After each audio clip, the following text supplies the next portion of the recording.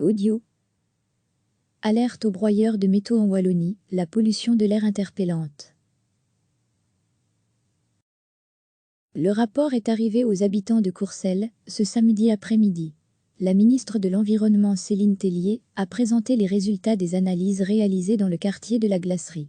Depuis plusieurs années, une inquiétude plane quant à la qualité de l'air autour du site de recyclage Kézé.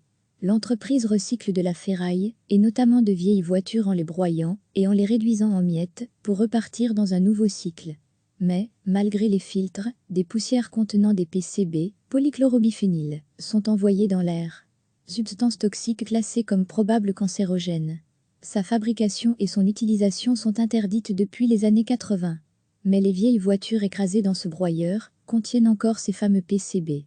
C'était tout l'enjeu des analyses lancées par le ministre précédent Carlo Di Antonio. À quelle concentration de polluants la population est-elle exposée? Nous leur avons imposé de nouvelles normes. La réponse du rapport est mi-figue, mi-raisin. L'air est pollué par des poussières chargées de PCB, mais les concentrations ne nécessitent pas de fermeture du broyeur. Il n'y a pas de risque aigu pour la santé. Par contre, l'exposition à long terme peut déclencher des maladies chroniques et des cancers? Difficile à dire.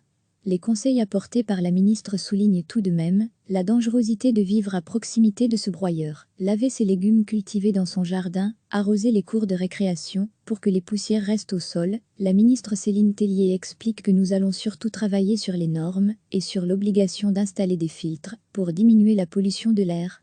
La société Kézé doit se mettre aux normes d'ici le 22 juin.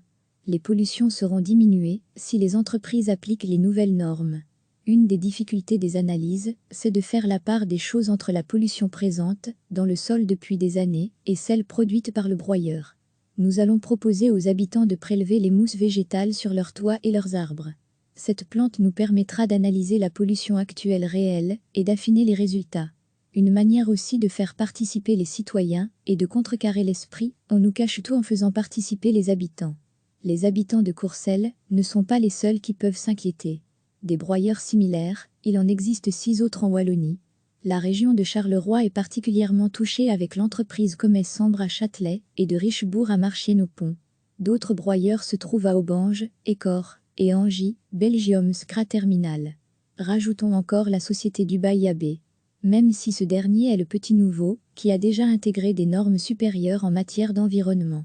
Des analyses ne seront pas effectuées à proximité de tous ces sites, mais, pour celles qui ne l'ont pas déjà fait, les entreprises devront se plier à des normes plus strictes. Recevez chaque matin l'essentiel de l'actualité. Cliquez sur s'abonner pour recevoir les dernières nouvelles.